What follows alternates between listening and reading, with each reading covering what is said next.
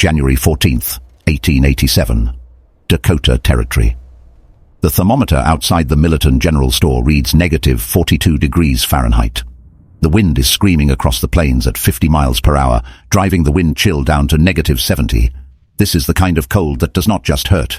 It kills, quickly, silently, without mercy. Inside the timber frame houses of Millerton, families are losing the battle against winter.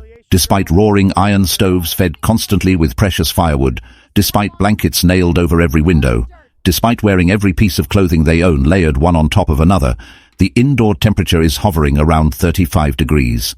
Frost is forming on the inside walls, thick as a man's thumb.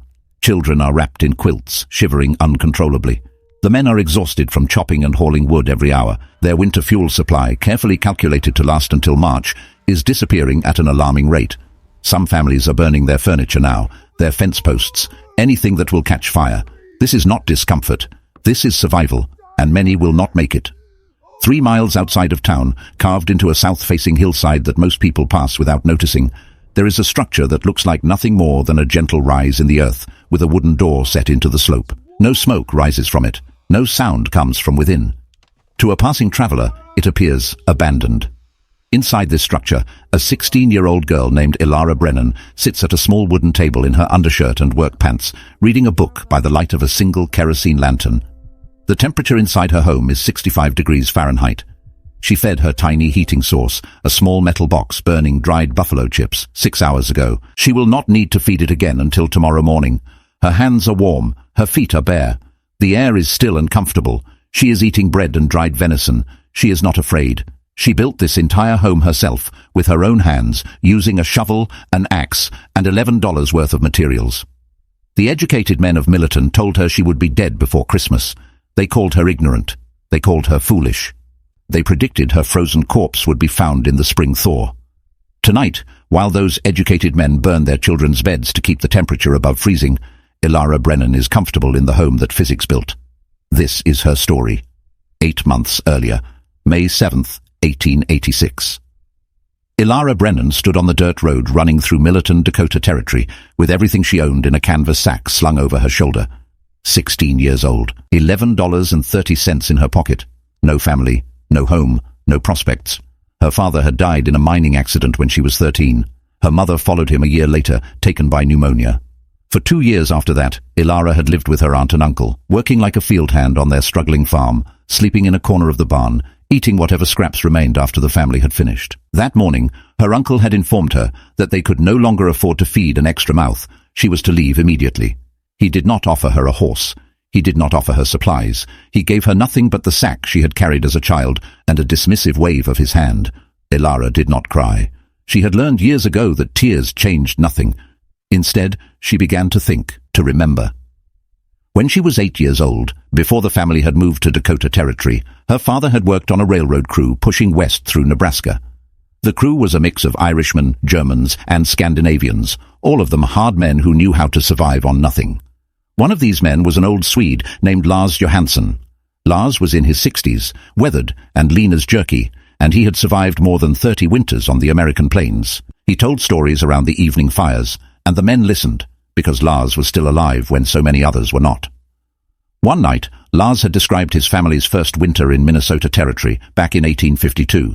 They had arrived in October with no money, no livestock, and no timber.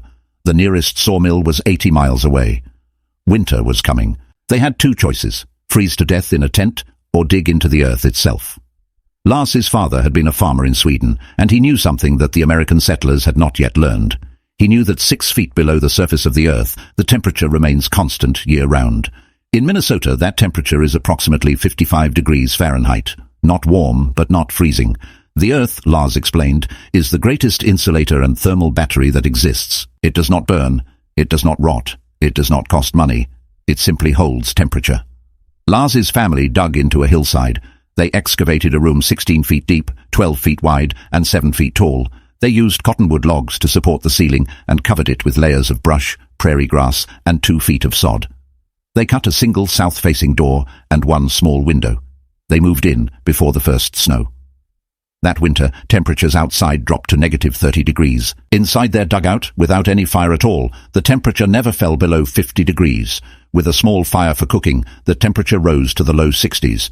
They used less firewood in an entire winter than their neighbors used in a single week. Lars said his family lived in that dugout for 3 years while they cleared land and saved money. When they finally built a timber house, they kept the dugout as a root cellar. It never froze. Potatoes and turnips stored there lasted all winter without spoiling. Elara had been 8 years old when she heard this story, but she had never forgotten it. The other men around the fire had laughed at Lars, calling it a fairy tale or an exaggeration. But Elara's father had not laughed. He had listened carefully. He had asked questions. What kind of wood for the beams? How thick should the sod be? How do you prevent water from seeping in? Lars had answered every question, and Elara, sitting in the shadows, mending her father's shirt, had listened to every word.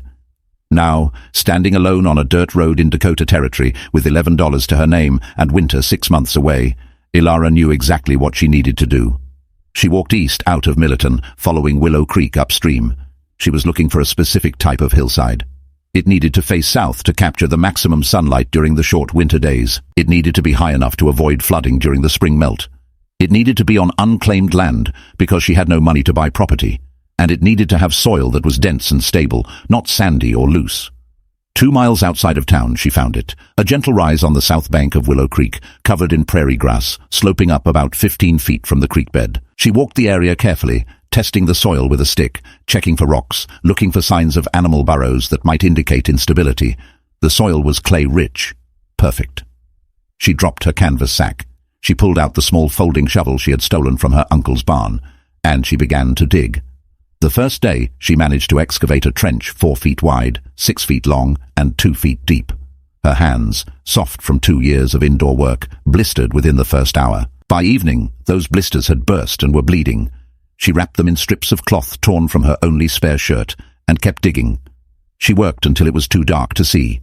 Then she ate a piece of hard bread, drank from the creek, and slept on the ground beside her excavation, using her canvas sack as a pillow. The second day, Thomas Carver rode out from town. Carver was the wealthiest man in Millerton. He owned the grain elevator, the general store, and most of the good farmland within 10 miles. He was a man accustomed to being right about everything because his money insulated him from the consequences of being wrong.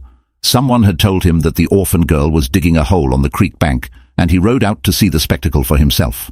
He sat on his expensive black horse, looking down at Elara, who was now waist-deep in the excavation, covered in dirt and sweat. He told her she was wasting her time. He told her that a hole in the ground was not a house. He told her that winter in Dakota Territory required proper timber construction, a good iron stove, and at least $200 worth of materials. He told her that what she was attempting was suicide, and that he expected to find her frozen corpse before Christmas. He delivered this speech with the absolute confidence of a man who had never been cold a day in his life, because he had always had the money to buy firewood. Then he rode back to town to tell everyone what a fool the orphan girl was. Elara did not stop digging. 3 days later, Captain Peter Osborne visited the site. Osborne was an Army engineer stationed at Fort Meade. He had graduated from West Point. He had designed bridges and fortifications across the Western Territories. He considered himself an expert on construction and thermodynamics. Someone had mentioned the girl digging into the hillside, and Osborne, with the patronizing curiosity of an educated man observing the ignorant, decided to inspect her work and explain to her why it would fail. By this time, Elara had excavated a space 12 feet wide, 16 feet deep into the hillside, and 8 feet tall. The work was brutal. Every bucket of dirt had to be hauled out by hand. Her shoulders ached. Her back screamed. Her hands were raw meat wrapped in rags, but the space was taking shape. Osborne examined the excavation with a critical eye. He informed Elara that Earth was not an insulator but a conductor. He explained that she would lose heat through the dirt walls faster than she could generate it. He told her that without proper timber framing, the ceiling would collapse under the weight of the soil. He cited principles of thermodynamics and structural engineering. He used terms like thermal conductivity and load-bearing stress. He spoke with the absolute authority of a man who had read many books and built many things with other people's labor. Then he predicted her failure and left, satisfied that he had attempted to save her from her own ignorance. Elara continued digging. The following Sunday, Deacon Wilhelm Hoffman from the Lutheran Church made the journey out to her site. Hoffman was a stern, joyless man who believed that poverty was a moral failing and that suffering was God's method of teaching humility. He had heard that the orphan girl was living alone, outside of town, in a hole in the ground, without proper supervision or guidance. This offended his sense of order and propriety.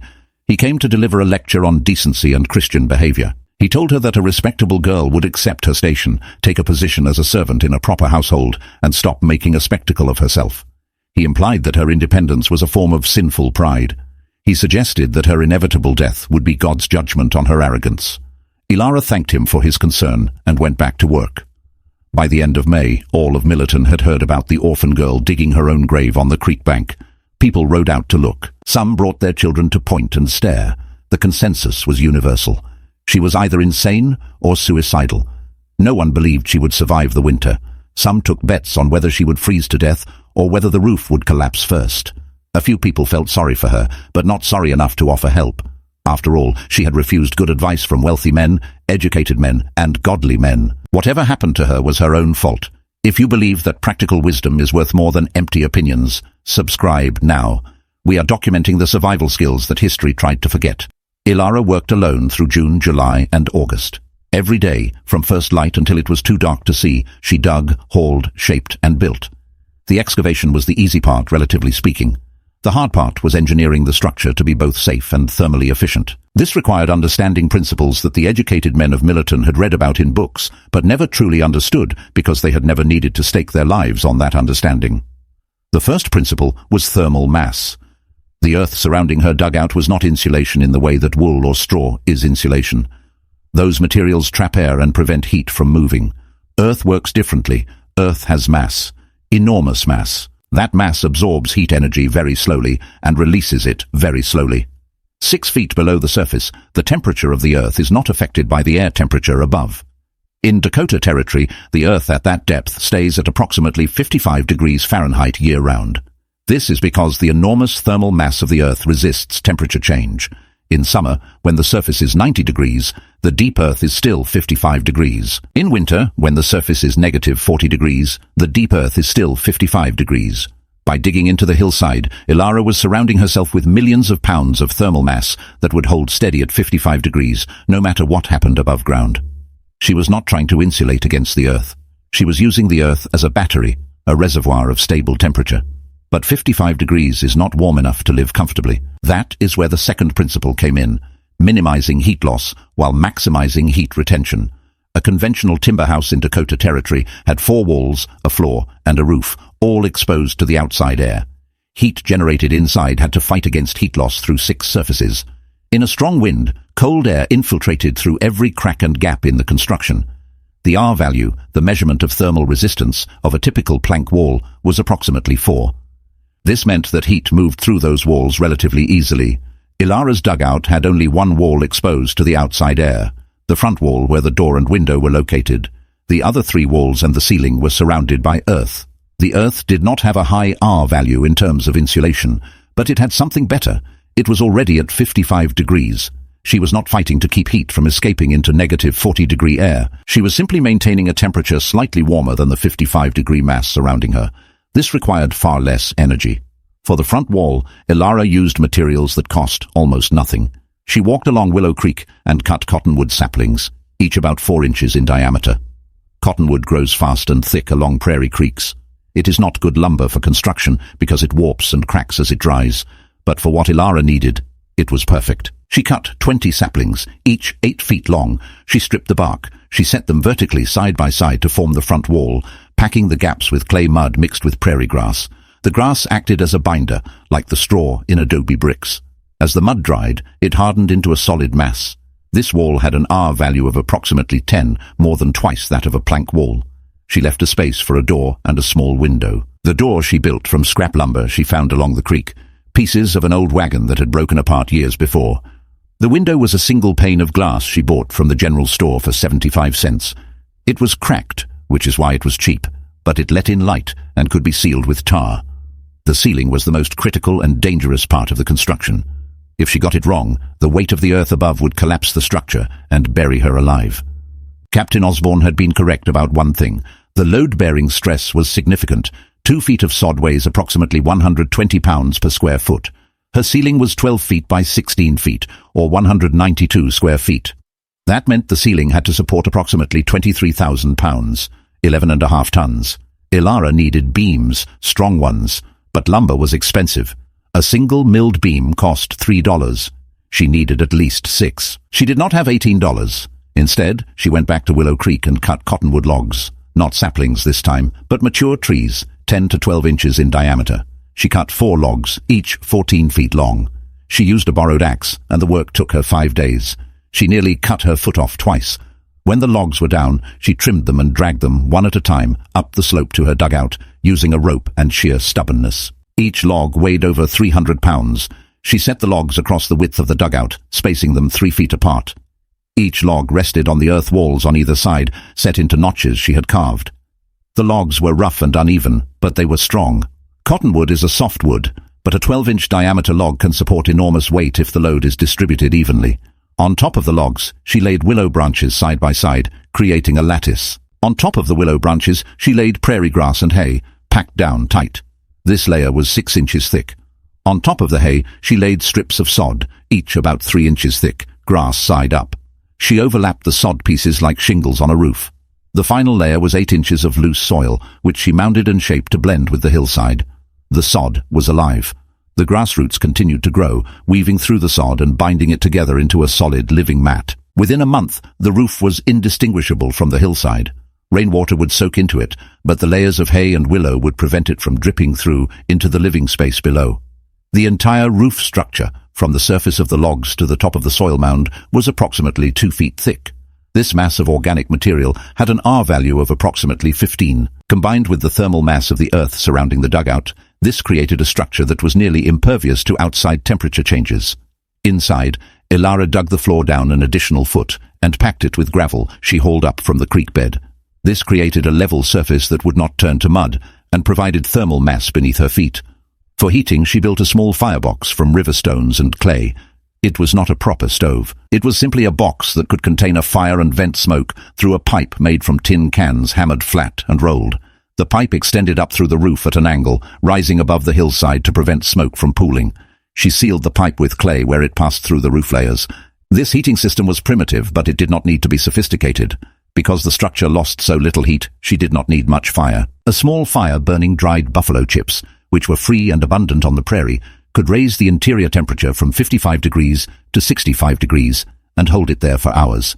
By the end of August, the dugout was complete.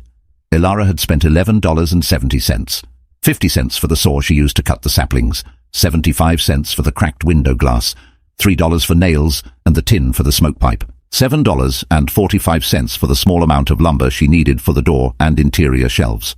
She moved in on September 3, 1886.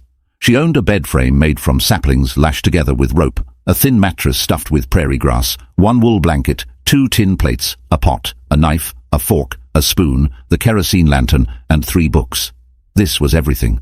The structure looked strange. The front wall, with its rough cottonwood poles and mud chinking, looked primitive. The door hung crooked. The window was cracked. The smoke pipe stuck up from the hillside at an odd angle.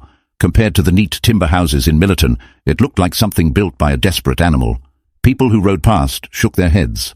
Thomas Carver laughed and said it looked like a badger den. Deacon Hoffman said it was a disgrace. Captain Osborne said it was a death trap waiting to collapse. Elara ignored them. She spent September gathering fuel for the winter. She walked the prairie collecting dried buffalo chips, which burned slow and hot. She gathered driftwood from along the creek. She did not need much. Her calculations told her that she would use less than 1/10 the fuel that a conventional house required. She also used September to seal every gap in the front wall. She went over every inch of the doorframe and window frame with clay and grass, filling every crack. She hung a thick canvas cloth inside the door as a second barrier against drafts. She made a simple insulated plug for the smoke pipe that could be inserted when the fire was not burning, preventing heat from escaping up the chimney. October arrived. The temperature began to drop. The first frost came on October 9th. The people of Millerton began preparing for winter in earnest, stocking their woodpiles, checking their stoves, laying in food supplies. Elara Brennan watched the thermometer she had hung inside her dugout. As the outside temperature dropped into the 40s, the inside temperature held steady at 56 degrees, without any fire at all. The thermal mass of the Earth was doing exactly what Lars Johansson had said it would do 34 years earlier in Minnesota Territory. It was holding temperature. November came to Dakota Territory like an invading army. The temperature dropped steadily. By mid-November, nighttime lows were reaching 10 degrees Fahrenheit. The wind picked up, blowing constantly from the northwest, the direction from which all the worst cold comes on the Great Plains. In Millerton, the families began their long winter struggle. Every morning the men woke before dawn to restart fires that had burned down overnight. They fed their iron stoves constantly. A good iron stove, properly stoked, could heat a single room to a tolerable temperature, but the heat did not spread. Bedrooms were freezing. Families moved their mattresses into the main room and slept as close to the stove as possible.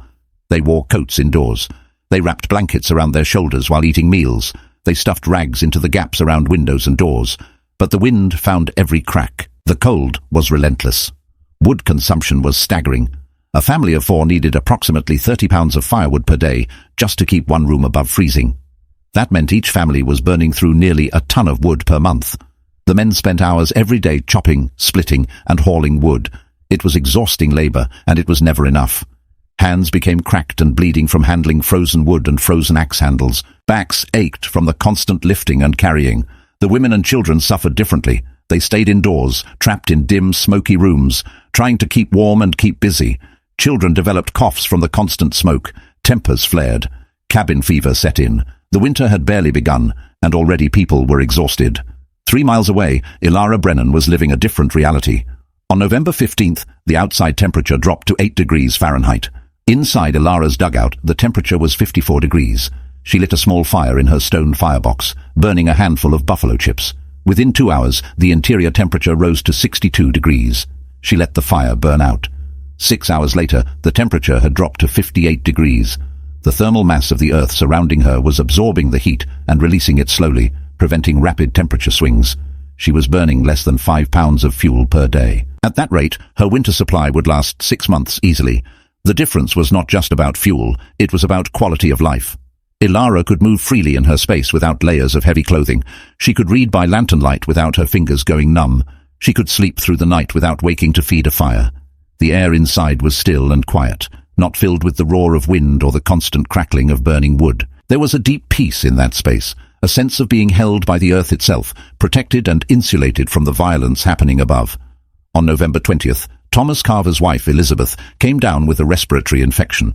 The doctor, when he finally arrived from Fort Meade 3 days later, said it was caused by breathing smoke-filled air in the cold. The inside of the Carver house, despite the expensive iron stove and the quality timber construction, was hovering around 40 degrees. Elizabeth Carver was coughing blood.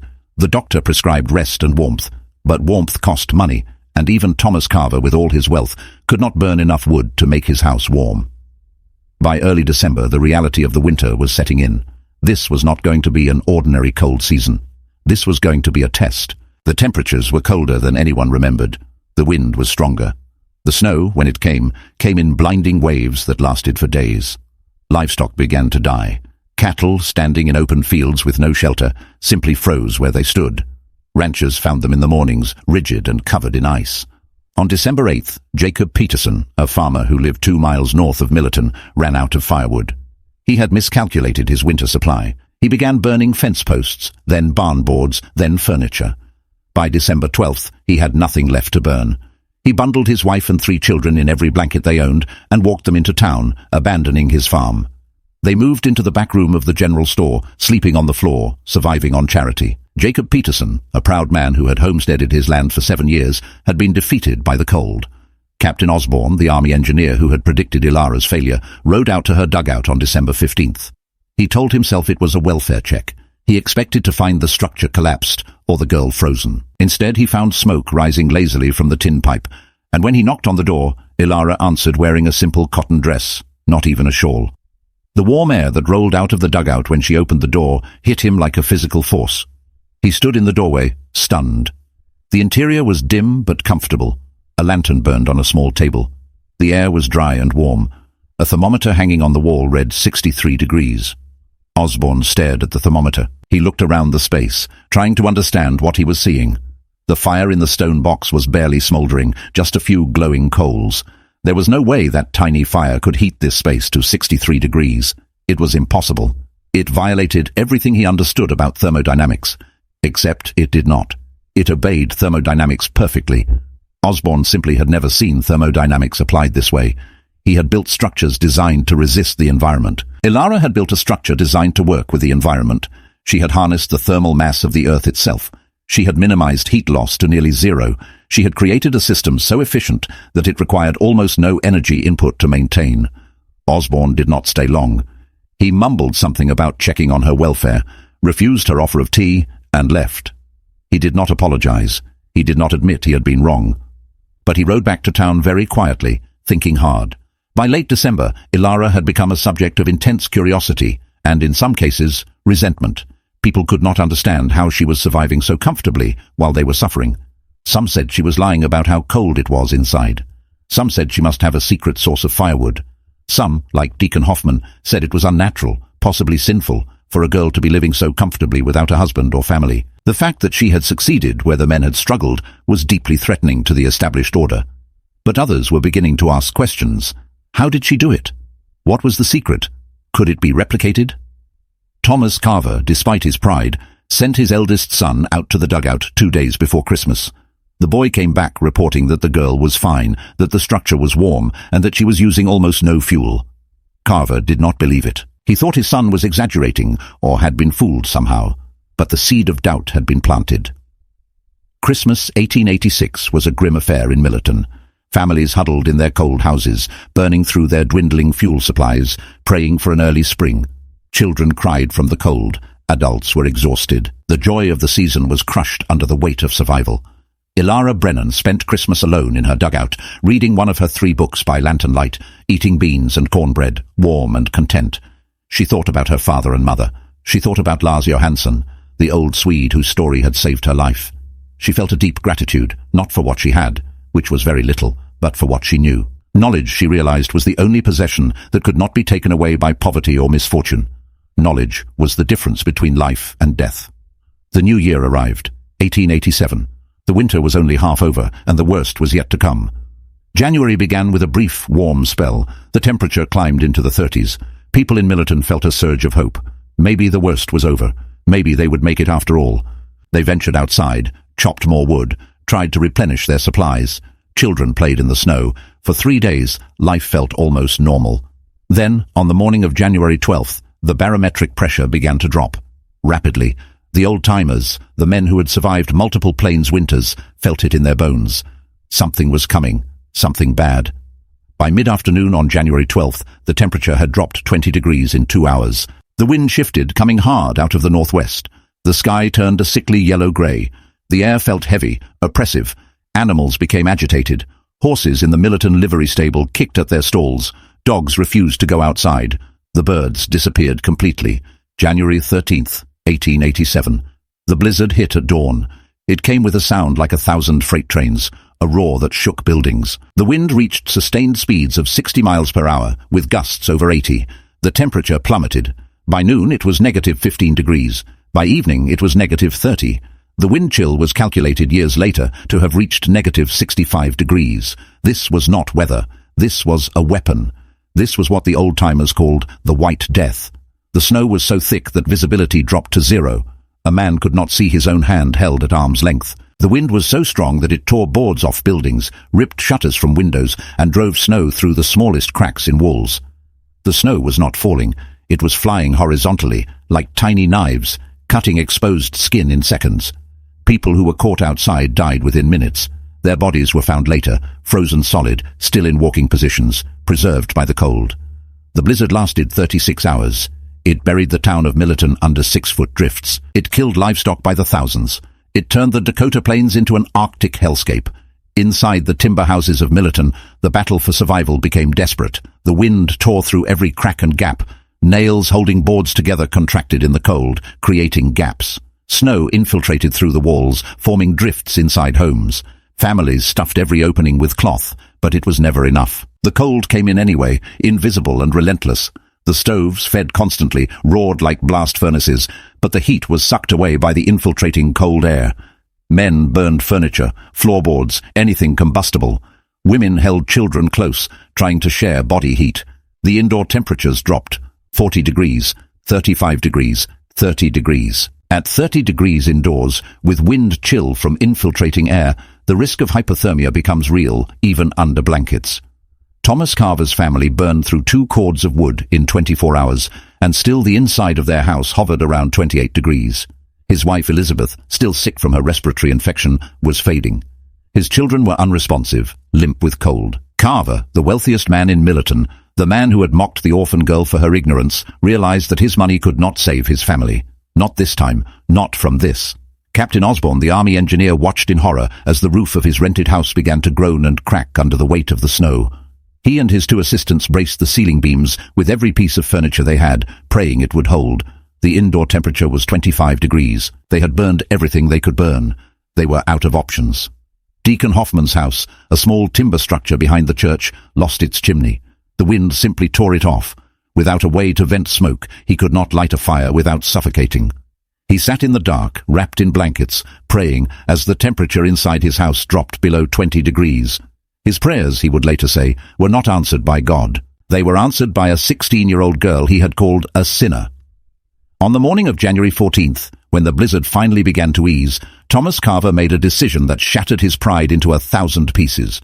He bundled his wife and children in blankets, rallied 3 other families who were in similar desperate condition, and led them out of town toward Willow Creek, toward the dugout, toward the girl he had called a fool. The journey was brutal. The wind was still gusting to 40 miles per hour. The temperature was negative 42 degrees. The snow was chest-deep in places. They waded through it, carrying the children, dragging the weakest adults. It took them 2 hours to travel 3 miles. By the time they reached the hillside where the dugout was buried under snow, 3 of the children were unconscious from hypothermia. One of the women could no longer feel her feet. They searched for the door, digging through the snow, desperate. Finally, someone found the crooked wooden door, nearly invisible against the hillside. Thomas Carver, his hands frozen and clumsy, pounded on the door. Elara Brennan opened it. The warm air that poured out of the dugout hit the group like a miracle. It was not just warm. It was impossibly warm. 65 degrees. The contrast was so extreme that several people gasped, and one woman began to cry. Elara looked at the group of half-frozen people standing in her doorway. She recognized Thomas Carver, the man who had predicted her death. She recognized Captain Osborne, the man who had called her ignorant. She recognized Deacon Hoffman, the man who had called her a sinner. She recognized all of them. Every person who had mocked her, dismissed her, predicted her failure. She stepped aside and opened the door wide. They came inside stumbling, barely able to walk. The children were laid on the floor. The adults collapsed against the walls. For several minutes, no one spoke. They simply sat in the warmth, feeling the heat soak into their frozen bodies, feeling life return to numb fingers and toes. The physical sensation was overwhelming. For 36 hours they had been slowly freezing to death despite their best efforts. They had burned everything. They had fought with everything they had, and they had lost. Now, sitting in a hole in the ground that they had called a grave, they were warm, truly warm, comfortably warm. Thomas Carver sat with his back against the earth wall, holding his youngest daughter, watching her color return to her face. He looked at Elara, who was pouring hot water for tea, moving calmly and efficiently in her own space. He tried to speak, he tried to apologize, but the words would not come. His pride had nearly killed his family. A 16-year-old girl with $11 had saved them. Captain Osborne stared at the thermometer on the wall, 65 degrees. He looked at the tiny stone firebox, which contained only a few glowing coals. He looked at the earth walls, the sod ceiling, the simple construction. He had been wrong, completely, utterly wrong. Everything he had learned at West Point, all his engineering knowledge, all his experience, had not prepared him for this. The girl had not violated the laws of physics. She had understood them better than he did. She had applied them in a way he had never considered. She had built a structure that worked with nature instead of against it. Deacon Hoffman sat in the corner, silent. He had preached about pride and humility. He had condemned the girl for her independence, and now she had saved his life. God's lesson, he realized, had been directed at him, not at her. For the next 18 hours, 14 people sheltered in Elara's dugout while the blizzard finished its work above ground. Elara shared her food. She made tea. She tended to the children, warming their hands and feet slowly to prevent tissue damage. She spoke kindly to the adults, asking nothing, expecting nothing. They slept on the floor, packed together for warmth, though the warmth was not really necessary. The dugout held its temperature. The small fire burning buffalo chips was enough. Outside, the wind howled and the temperature remained lethal. Inside, people slept deeply for the first time in weeks, finally warm, finally safe. When the blizzard passed on the morning of January 15th, the group emerged from the dugout into a transformed world. The snow had sculpted the landscape into strange, smooth shapes. Drifts were 15 feet tall in places. The town of Millerton was barely visible under the white. The silence was profound. Thomas Carver stood on the hillside, looking at the smoke rising from the dugout's tin chimney, and he understood something fundamental. Survival was not about wealth. It was not about status. It was not about education or position. Survival was about understanding. It was about humility. It was about listening to those who had gone before and learning from their hard-won knowledge. He looked at Elara, who was standing in the doorway of her dugout, and he said the words that cost him more than any amount of money ever had. "You were right. I was wrong. Thank you for saving my family." Elara nodded. She did not gloat. She did not lecture. She simply said, "You are welcome, Mr. Carver. Stay warm." The winter of 1887 was remembered across the Great Plains as the Great Die-Up. Tens of thousands of cattle froze to death. Hundreds of people perished. Entire ranching operations were wiped out overnight. The blizzard of January 13th through 15th was later calculated to be one of the most lethal weather events in American history. In Millerton, Dakota Territory, every family lost something: livestock, fuel supplies, homes damaged by the wind and weight of snow. But no one died, because when the blizzard hit, Thomas Carver spread the word. He told every family in town about the dugout. He told them that if their homes failed, if they ran out of fuel, if they faced death, they should go to the hillside by Willow Creek. They should go to the girl. She would take them in, and she did. Over the next 6 weeks, as the brutal cold continued, Elara's dugout became a refuge. Families came when their fuel ran out. Children came when their homes became too cold. Captain Osborne came with his assistants when their roof collapsed under snow. Deacon Hoffman came and stayed for 3 days, helping Elara care for a steady stream of cold and desperate people. The dugout was not large enough for everyone to stay permanently, but it served as a warming station. People would come, warm up, gather strength, and return to their homes with renewed determination. Elara shared her food, her fuel, and her knowledge. She explained how the structure worked. She described the principles of thermal mass and insulation. She told them about Lars Johansson, the old Swede who had taught her father, who had taught her. By late February, when the worst of the winter finally broke, 7 families in Millerton had begun excavating their own dugouts. They were not abandoning their timber houses. They were building emergency shelters, warm spaces that could be heated with minimal fuel, places to retreat when the cold became too extreme. Captain Osborne, humbled and fascinated, spent 2 days at the dugout taking measurements and making sketches. He wrote a report to his superiors at Fort Meade describing what he called indigenous thermal architecture.